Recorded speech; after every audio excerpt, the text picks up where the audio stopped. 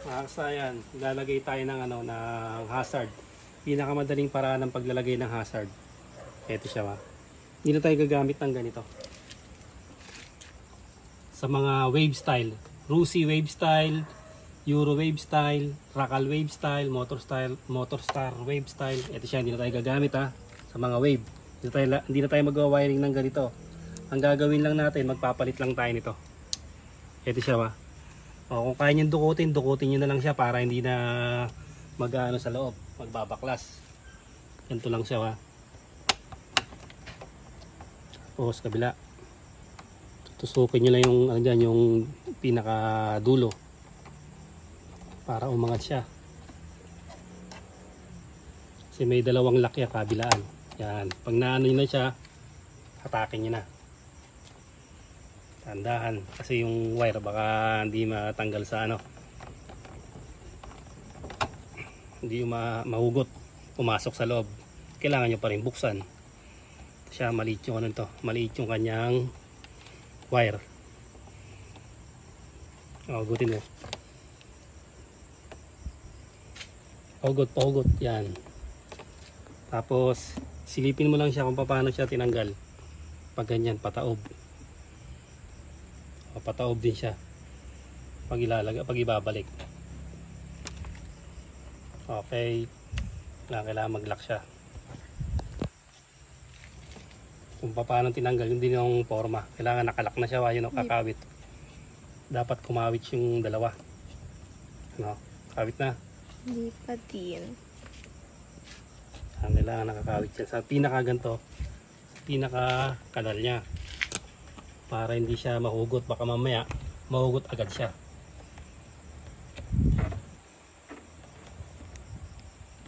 Yan. Tigas.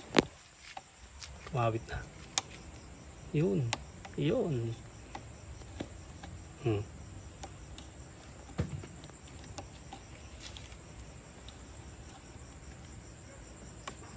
Okay. Kawit na yan. Tapos balik nyo lang siya. Sabay lang siya dapat Lalak yan yung gilid. Turo mo yung dalawahan na tinutupi natin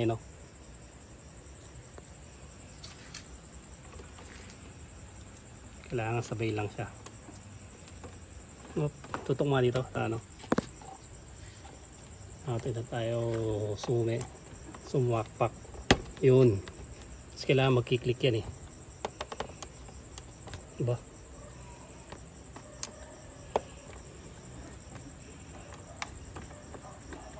Hindi yata kasukat tutok mo dito.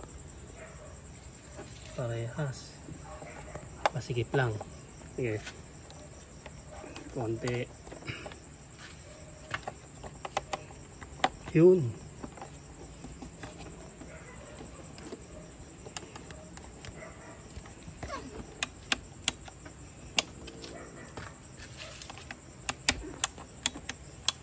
So, testing natin. Pagbukas natin, kaliwa. Okay, sarapan. Okay. Likuran. Okay, sa kanan natin.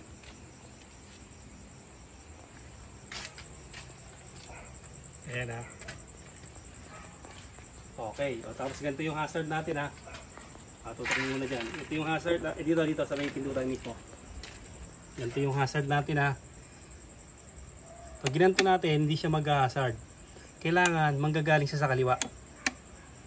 Ganyan siya Hindi siya mag-hazard Kailangan galing sa kaliwa, dediretso natin, hindi natin siya pipindutin Pag kaliwa natin, huwag natin pipindutin, diretso natin sa kanan. Kasi nasa kanan yung tutok mo rito sa may hazard. Ayan, itong hazard na to nasa may kanan. Kaya pagkakaliwa natin, pindutin natin dito para mag-hazard. Ayan siya, mag-hazard na siya ngayon. Swabing lang siya, napakadali lang yung pindutin na ngayon. Pag pinindot nyo, balik na uli sa normal. Testingin mo kung kaya mo.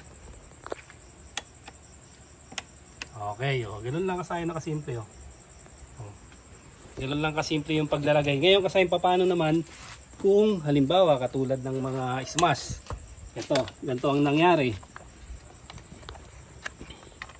Ito yung stock ng smash natin, testing natin. Okay, testing mo.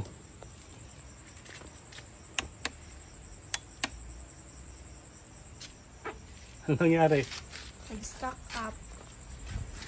O sa likod. Hindi na kaya, hindi ko makislap. Sa likod. Ayan. Naka-stock lahat. Ibig sabihin ko sa yan, kailangan nyo magpalit ng flasher relay. Pag yung stock nyo hindi kinaya, magpalit kayo ng flasher relay. Mga panchay na lang pwede na.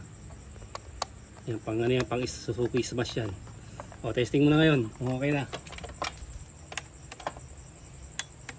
Okay, dito yung highlights yan. Tutok mo, turo mo yung pa kanila. Yung liliko muna sa kaliwa. Pindutin mo, patayin mo. Yan. Wala. Kaliwa, galing kaliwa, diretso kanan. Para lumabas yung hazard. Pag ganun lang kasaya na, wala nang wiring. Hindi natin kailangan mag-wiring pa. Wala na, ikakabit lang natin sa mga style wave. Hanggang dito lang mga kasayan. Salamat sa panunod.